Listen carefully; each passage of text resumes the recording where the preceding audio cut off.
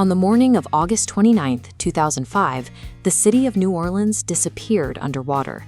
By the time the flooding stopped, The drowning of New Orleans originated in the failure of a 40-year-old infrastructure system that had been under technical scrutiny for decades. When the storm hit land roughly 50 miles southeast of the city, maximum sustained winds were at 125 miles per hour. While this caused severe wind damage across the coast, it was a level of intensity that regional infrastructure was intended to withstand. The eye of the storm actually passed slightly east of New Orleans. For a brief period on that Monday morning, federal and local officials believed they had dodged a worst-case scenario. This relief was short-lived. The true catastrophe was developing out of sight, beneath the waterline. New Orleans sits in a physical bowl below sea level, wedged between Lake Pontchartrain and the Mississippi River. The city exists only because an enormous perimeter of levees and pumps was constructed by the U.S. Army Corps of Engineers to hold back surrounding water. Engineers and disaster planners knew the risks of this setup. In 2004, FEMA funded a simulation called Hurricane Pam, which modeled the impact of a slow-moving Category 3 storm hitting the city directly. The simulation accurately predicted tens of thousands of deaths and a completely submerged city. Despite these findings, researchers noted that federal officials in the room didn't take the warning seriously, with some even laughing at the presentation. This lack of preparation met a rapidly evolving threat. As Katrina moved into the Gulf of Mexico, it encountered water temperatures of 30 degrees Celsius. These unusually warm waters provided the energy for the storm to rapidly expel heat and intensify. In a matter of hours, Katrina exploded into one of the most intense Atlantic hurricanes ever recorded, reaching Category 5 strength. While the wind speeds dropped before landfall, the physics of the surge were already set. The storm's peak intensity had built a massive dome of ocean water that acted independently of the winds. This wall of water was pushed toward the coast like a bulldozer. The most dangerous weapon of the storm was locked in long before it reached the city's edge, moving directly toward the aging levee network. On the morning of August 29th, the pre-built storm surge collided with the city's flood defenses. The city's navigation canals acted as funnels, intensifying the pressure on the perimeter.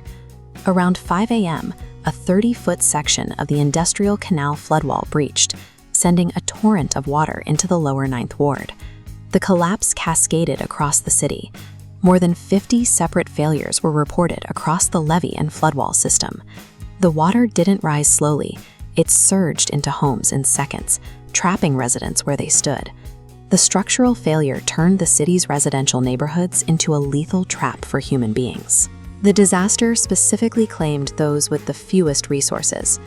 Nearly half of the victims were over the age of 74, people who lacked the physical or financial means to act on mandatory evacuation orders. Inside the Superdome and the Convention Center, thousands of stranded refugees faced a secondary humanitarian crisis. Food and water ran out, sanitation systems failed, and sections of the Superdome's roof were torn open as people slept on concrete floors in extreme heat. FEMA's response was widely criticized as slow and uncoordinated. Residents were left stranded on highway overpasses and rooftops for days, waiting for resources that the government's own simulations had predicted would be necessary. The institutions responsible for protecting these citizens failed to mobilize under the weight of a disaster they had already modeled in detail. The final statistics reflect the scale of the failure. Approximately 1,400 people died, and the total damage reached $125 billion, making it one of the costliest natural disasters in American history. The city's population fell by more than half in the year following the storm. Thousands of residents never returned, leaving empty lots and silent streets in neighborhoods that bore the brunt of the flooding. In June 2006, the U.S. Army Corps of Engineers officially acknowledged that the flooding was driven by faulty design specifications, incomplete sections, and substandard construction of the levee system. An analysis by the American Society of Civil Engineers concluded that 2/3 of the flooding was entirely avoidable if the walls had held as they were intended to. Over the following years, the federal government spent $14.3 billion to rebuild and bolster the hurricane protection system.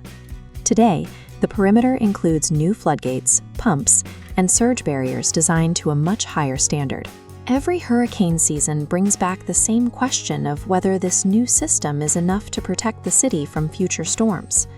Katrina's name was retired to serve as a permanent record of the catastrophic failure of human-made systems. It stands as a reminder of the cost of engineering neglect and the vulnerability of the people these systems were built to protect.